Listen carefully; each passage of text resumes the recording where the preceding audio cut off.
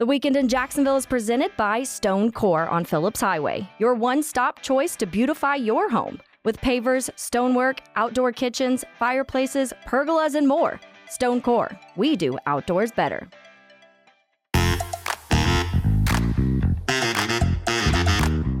Hello, Hicken here, ready to bring you all things Jacksonville sports this weekend. Thank you to Stonecore and the beautiful Bernie Grill and our little friend here as we talk about the Jaguars first and foremost.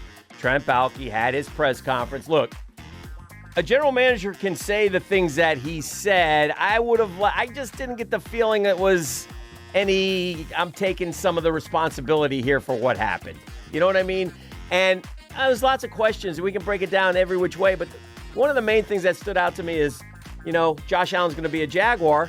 Well, then we learned today that Josh Allen's camp's not real happy because, nobody told Josh Allen in his camp that. Why haven't they met? It's the end of January. What are we waiting for? Let's get this thing going. You have a franchise tag. That's important, but you might need that for Calvin Ridley. So it makes no sense to me what they're doing.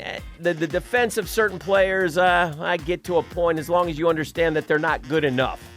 And you should know that you weren't strong enough or fast enough or tough enough. And I don't know. I didn't have a good feel for it. I didn't feel better about the franchise. I don't feel better about the direction of the franchise going forward. I'm telling you guys, I'm concerned about this. I'm concerned about what happened in December carrying over to next September. And I'm concerned about, all this getting done. And look, we got to fix this. We got to fix it. We got to fix it fast. And I don't know.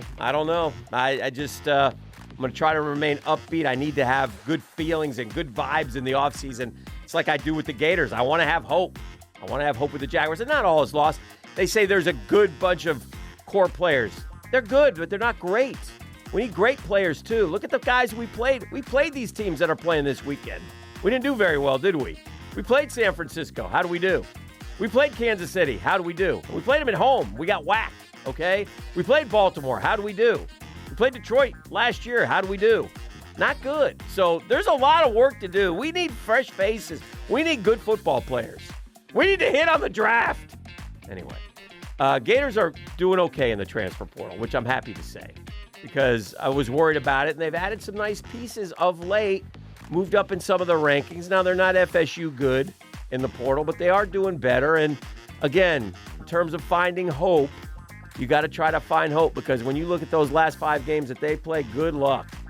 Good luck. Those last 5, Georgia, LSU, go down the list, FSU, one after another. They're all Texas. So we'll see. Basketball team got to win. Mike Light's in town. Got to win. People like Graham Cam, I'm going to be coming after you on Monday if Florida doesn't win that game.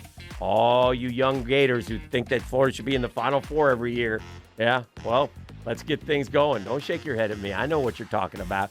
FSU has a huge home game at the Tuck against North Carolina. They've come off the mat, so congrats to the Seminole basketball program and Leonard getting some quality wins. That would be a big one for them this weekend. So kick back, enjoy the weekend, enjoy the nice weather. We'll talk to you next time on Jacksonville's Weekend in Sports.